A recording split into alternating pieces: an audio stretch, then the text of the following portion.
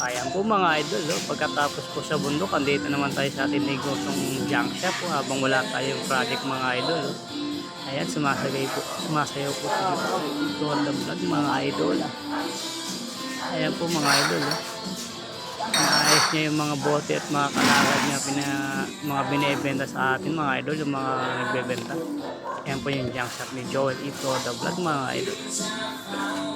Ayan po yung ginagawa natin. Sumasayo habang nag-aayos tayo ng mga bote ng gin. Nilalagay natin sa mga sako mga idol. Ayan po mga idol. Ito yung mga nakasakong gin yung mga idol. Ibebenta natin yung mga idol. Para meron tayong ibigay sa mga baon ng mga bata mga idol. Ayan po si Madam Claire mga idol. Napagalitan tayo dyan idol. Sayo daw tayo ng sayo. Hindi niya content natin yan idol. Diba mga idol, kasama sa vlog yung idol yung ating content sa pagsasaya idol kasama yan. Hindi puro seryoso sa buhay, kasi lagyan natin ng konting sayaw ang ating pagbablog mga idol.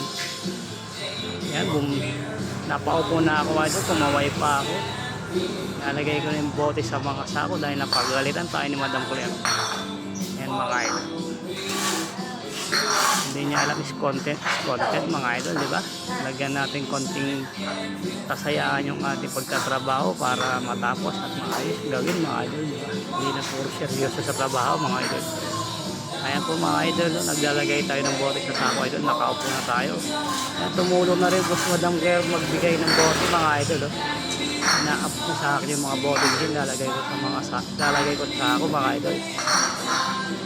Ayan po yung gawa ni Joel Lord the Vlog mga idol pag walang contraction. Junk shop naman niya idol. Tapos akit sa bundok, mag-time ng mga gulay mga idol. Kahapon nag-time tayo. Ayan naman yung gagawin natin ngayon mga idol. Ayan po ang inyong lingkod, Joel Lord the Vlog. Walang sawang gawa. Pahinga lang, larga agad mga idol. Larga agad mga idol. Inaabot po ni Madam Claire yung mga bote mga idol. Ayan po mga idol. Ayan po mga idol. Ayan po mga idol yung mga bote. Ayan po mga idol. Yan, pasayaw-sayap pa ako idol. Ayan mga idol, ang sarap magtrabaho pag may enjoy at nakakapagsayaw ka habang nagagawa. May sounds dyan idol, may tumutugtog kasi dyan idol na sound.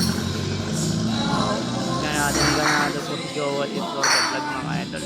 Pagod na po yung kahapon idol, pero yan po rin, tuloy po yung trabaho niya mga idol.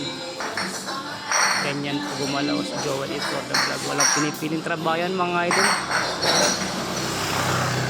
Kaya namimili ng trabaho mga idol, kahit anong klaseng trabaho, wag lang yung masama at wag lang illegal na trabaho idol. Puro marangal ang gagawin natin trabaho idol, para hindi man tayo agad umunlad idol. Is importante idol yung ating gagawin na ibig sabihin na katanggap sa Panginoon idol yung ating trabaho.